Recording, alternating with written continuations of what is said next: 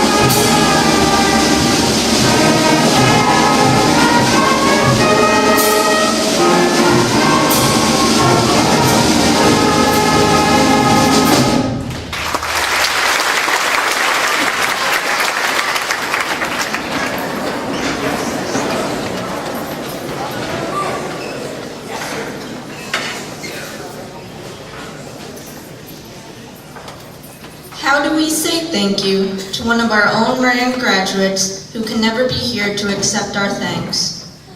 Andrew Pedersen-Keel, also known as PK, was a student here at Moran from 1995 to 1998. In 8th grade, he took his core classes in the classrooms currently occupied by Mrs. Carbone, Mrs. Pucciarello, and Mr. Scherzo. He walked the same stairs and the same hallways as you and I do today. He ate in the same cafeteria and complained about not being able to sit with his friends at lunch, just like you. He took tests and sometimes complained about homework. In this very auditorium, he came to assemblies like this, saw the band and chorus perform, and heard the principal speak to his class.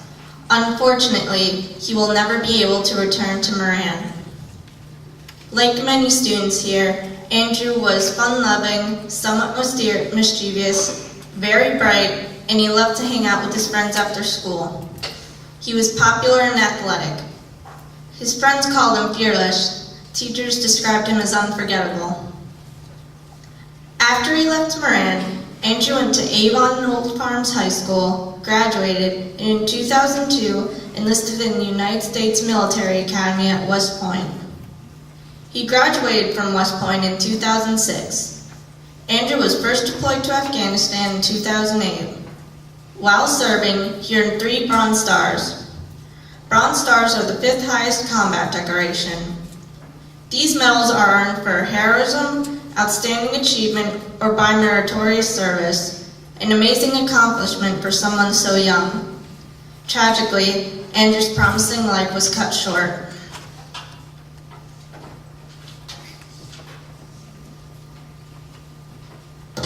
Our big story is a hometown hero born after making the ultimate sacrifice. Captain Andrew Pedersen-Keel. More on that story. First, though, some sad news out of Afghanistan. Today, family and friends of a Connecticut soldier are remembering him after he was killed overseas. Army Captain Andrew Pedersen-Keel was one of 2 Americans. Pedersen-Keel was one of 2 soldiers killed in an insider attack by an Afghan. Condolences, saying where he was is a particularly perilous and problematic place these days. It's one of the toughest, and he was doing some of the most dangerous and demanding work.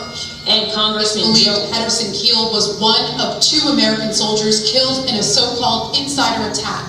There are reports that an Afghan police officer shot at U.S. and Afghan forces. 2 Afghan police officers were also killed in the attack, and several others injured. Pedersen-Keel is a graduate of Avon Old Farms School and the prestigious West Point Academy. Andrew Pedersen-Keel went to boarding school at Avon Old Farms and graduated in 2002. The headmaster at the school says PK, as what he was called, was, quote, a wonderful guy. As a Dean's List student, 3-sport varsity athlete, and editor of the school newspaper, The headmaster at Avon Old Farm says PK understood what it meant to be a citizen.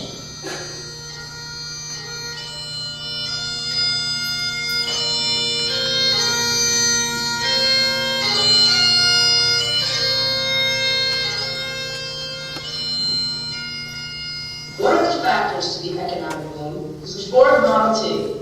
Introduced in 1908, was a pricey, lumpy, full car. Later, in the 1920s, the assembly line created by Henry Ford offered time-saving mass production, which in turn lowered the price of the Ford Model T. Let's now go to Leah Fogler, who's on location at a Ford garage. Leah?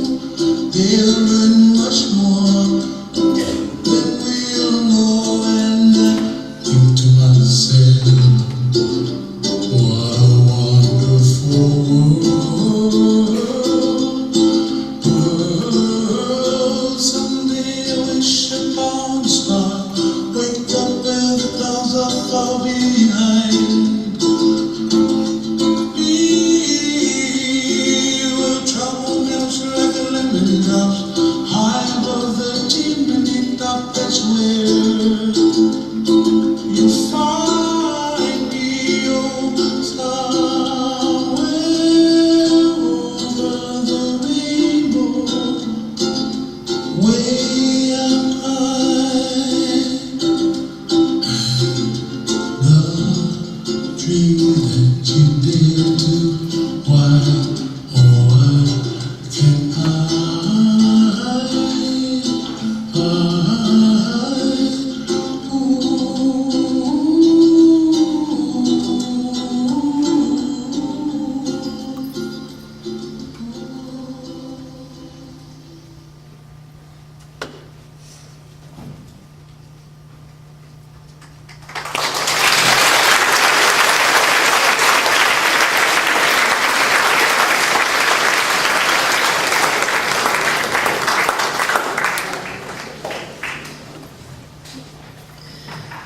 Good morning. Excuse me. I am Mrs. Summers, and I work here at Moran in the main office. Over the past week, most of you have had the opportunity through MVP News to be introduced to and get to know a little bit about Andrew. I got to know Andrew through my son, who met Andrew in middle school. The interview you saw this morning with Andrew's friend Michael was my son. Upon learning of Andrew's passing, my son Michael wrote a letter to his friend, and I would like to share that with you now. May 13th, 2013.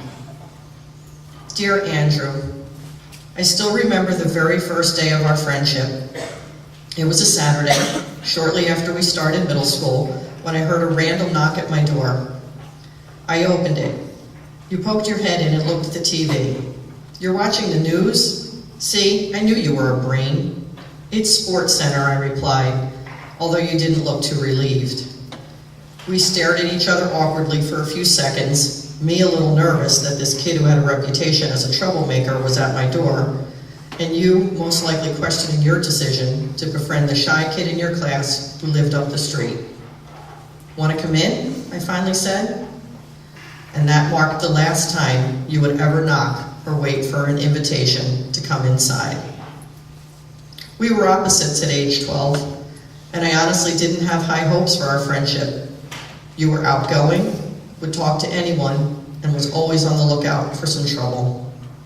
I was shy, introverted, and the thought of a stern look from an authority figure was enough to make me tremble. But for whatever reason, we gravitated toward each other and started to change each other. I helped convince you to use your intelligence to get A's in class rather than stir up mischief. You taught me more than you'll ever know. You taught me that life isn't well lived if you don't do things that scare you and make you uncomfortable from time to time. You taught me not to care what other people in school thought of me. You showed me the value in breaking some rules, questioning authority, of talking to people who frighten you, and standing up for myself. You taught me that Rage Against the Machine was cool, and everything on Kiss 95.7 was garbage. Most importantly, you always reminded me that, like you, I was special. And knowing that someone who could have had any friend he wanted in school, but instead chose to hang out with me, instilled me with a sense of confidence that I still carry with me today. I think you knew I was gay before I did. Even at such a young age, you were ahead of your time. I am so proud to have known someone who was confident with who he was at such a young age that you would stick by my side and defend me against the bigotry of teenage boys. I always knew you had my back, and it made that difficult time in my life infinitely easier. Even though we didn't go to high school together, we remained close. I think each of us knew that the intellectual connection and friendship we had was too rare and valuable to let go. You're still the only guy who I could talk to on the phone for hours, from discussions about God, politics, science, or even trivial gossip. I always knew we understood each other, even if we disagreed. As time has gone on, I have only become more convinced how rare the connection we shared truly was. Intellectual soulmates who could go months without talking and pick up right where we left off without missing a beat. We stayed close as you went to West Point. Stunning everyone who ever thought they knew you, myself included. Your willingness to challenge yourself and experience all that life has to offer is something that I always will remember and try to emulate. Even as you became part of a culture that was foreign to me, made new friends, moved away, you always made me feel that your nerdy friend from middle school was just as important to you as all those new and exciting aspects of your life. I still remember talking to you as you debated whether or not to go into Special Forces, although I could tell by the tone in your voice that you had already made up your mind. You had gone from that kid who drew upside-down A symbols for anarchy on your textbooks to someone who was justifiably proud of the important work he had been doing for his country. I watched you harness everything that made you a great person and friend and use it to become an incredible soldier. You were someone that anyone would be proud to call a friend, son, brother, and if your time hadn't ended too quickly, husband and father. The only silver lining in this tragedy is that you accomplished and experienced more in your 28 years than the vast majority of people do in a lifetime. You were truly fearless, and your time came in a way befitting of someone with so much courage and integrity. You touched and inspired literally thousands of people with your life of valor. The world, your family, your friends, and myself are worse off after this tragedy, but infinitely better off for having the opportunity to have known you. Rest in peace, brother. I love you.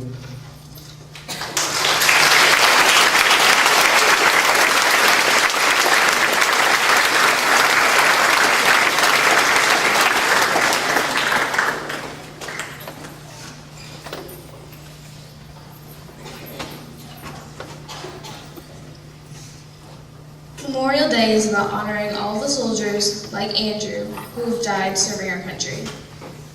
It is about realizing that we are lucky to have so many people risking their lives for us. There's a reason that this day has the name Memorial Day. A memorial is something to preserve the memory of a person. And on this day, we should think and talk about those who have died the past year and beyond while serving our country. On March 11th, 2013, Andrew Pedersen-Keel was killed in Afghanistan while serving our country and helping to rebuild theirs.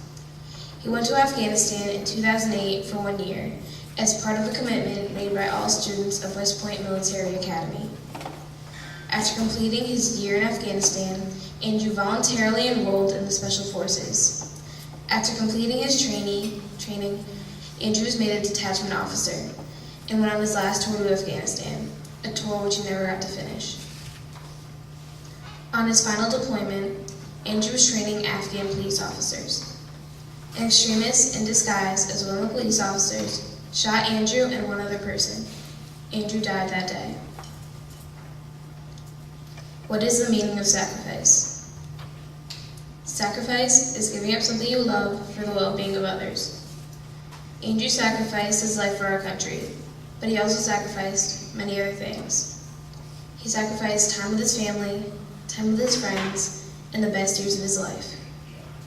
This Memorial Day, when you're at a party or relaxing by the pool, take 5 minutes to think about the soldiers who have given their lives for our country.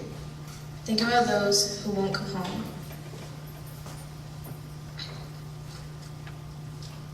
How do we say thank you to someone who is no longer alive to accept our thanks? How do you say thank you to the grieving parents for raising a hero who will never return home? How do you say thank you to the thousands of men and women who have given their lives while serving in the United States military? Memorial Day is how we say thank you.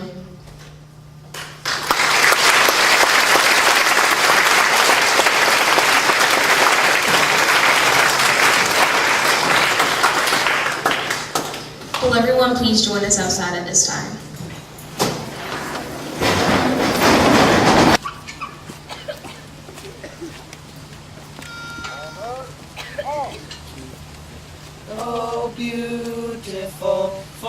spacious skies, for amber waves of grain, for purple mountain majesties above the fruited plain. America, America, God shed his grace on thee, and crown thy good with brotherhood from sea to shining sea.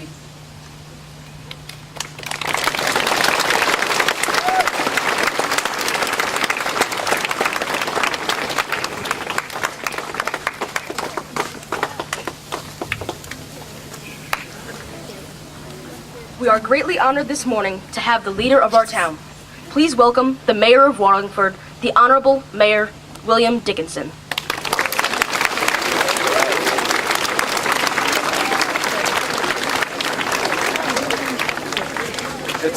It's a privilege to be with you this morning. That was a beautiful, beautiful tribute to Captain Andrew Pedersen-Keel and all of our veterans. The slideshow contained a picture of him on a bike, arms outstretched. Each of us, each of you, every one of us here are learning to walk, to run, and to fly. The only question is, what values are under your wings? Look to your left. Look to your right. Every one of you is a special person. Captain Andrew, a special person. He dedicated his life to protecting and defending others that they might fly. Each of you needs to protect and defend the people around you on either side, because everyone has a right to fly. Smile into each of the lives here, and you will have a better life. I join with you, the whole town of Wallingford, in recognizing Captain Andrew and all of our veterans for the way they allow all of us to learn to walk and run and fly. Thank you very much.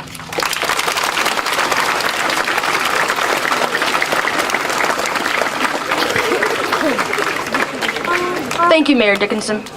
At this time, I'm asking everyone to have a moment of silence for taps and the laying of the wreath, not just for Andrew, but for everyone who served our country and couldn't make it home.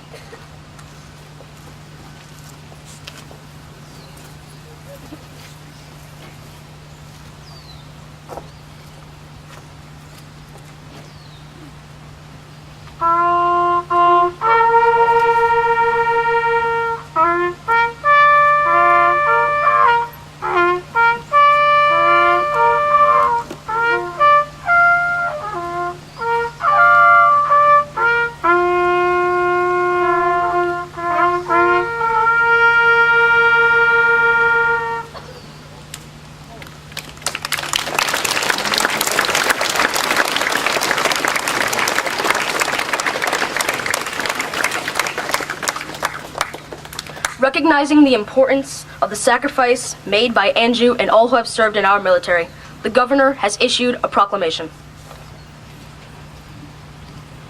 On behalf of the state of Connecticut, I, Daniel P. Malloy, Governor, take great pleasure in honoring and recognizing Captain Andrew Pedersen-Keel.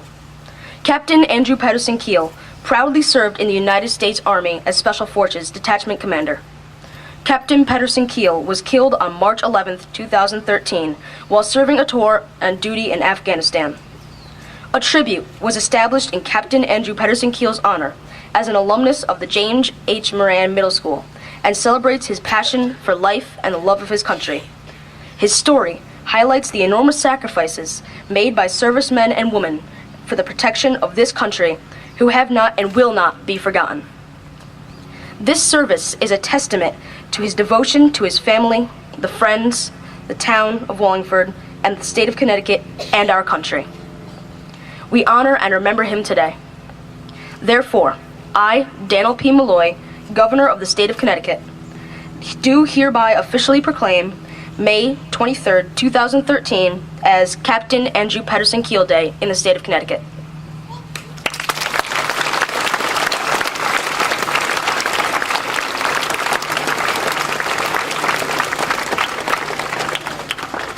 Behind me are some of the living heroes who have helped protect our country and help the people all around the world. Let's close with a big round of applause for all of these veterans, for all of those who never returned home, and for a Moran hero, Andrew Pedersen-Keel.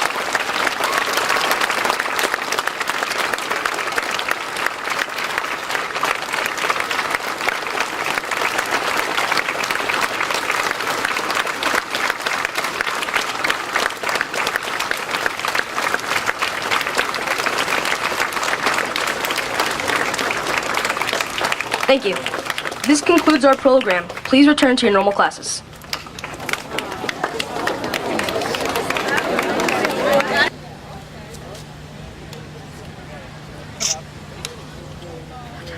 Good? Good? Yep. Thank you.